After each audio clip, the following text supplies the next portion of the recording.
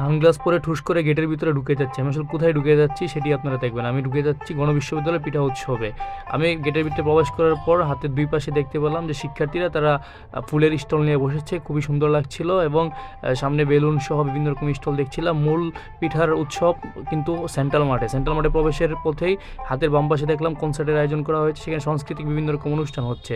তো একটু সামনে আগানোর পর সেখানে কিন্তু দেখতে পেলাম যে বিভিন্ন ডিপার্টমেন্ট ভিত্তিক তারা অনেকগুলো পিঠার স্টল বানিয়েছে। আমি যতটুকু জানি গণবিশ্ববিদ্যালয়ে প্রায় 17 থেকে 18টি পিঠার স্টল তারা আয়োজন করেছে। অর্থাৎ তাদের যে ডিপার্টমেন্ট রয়েছে 17 থেকে 18টি, তারা প্রত্যেক ডিপার্টমেন্ট তারা দিনরাত পরিশ্রম করে তারা কিন্তু এই স্টলগুলো তারা বসিয়েছে। আবার আমি যতটুকু জানি এই স্টলগুলোর উপরে মার্ক করে তাদেরকে কিন্তু পুরস্কারও করা হয় বিশ্ববিদ্যালয় প্রশাসন থেকে। তো আমি শুরু করলাম ঘোরা এবং স্টলগুলো দেখতে থাকলাম।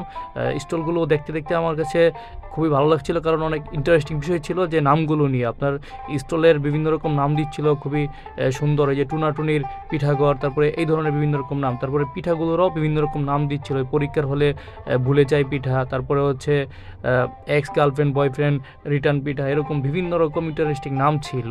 তো এই নামগুলো সম্পর্কে আমি জিজ্ঞেস করলাম একজন আপুকে যে এগুলো কীভাবে মাথায় আইডিয়া আসলো। সে বললো এগুলো আমাদের ক্রিয়েটিভিটি।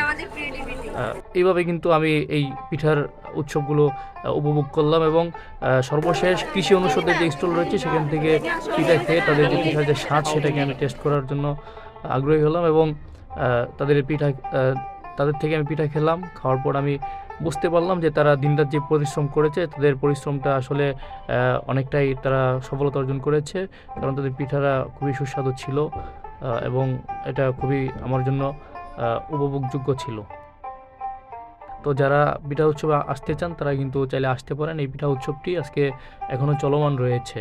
আর তাদের এই পিঠা উৎসব এবং সাংস্কৃতিক কালচারাল যে প্রোগ্রাম সেগুলো রাত 9টা থেকে 10টা পর্যন্ত চলমান থাকবে। ধন্যবাদ সবাইকে।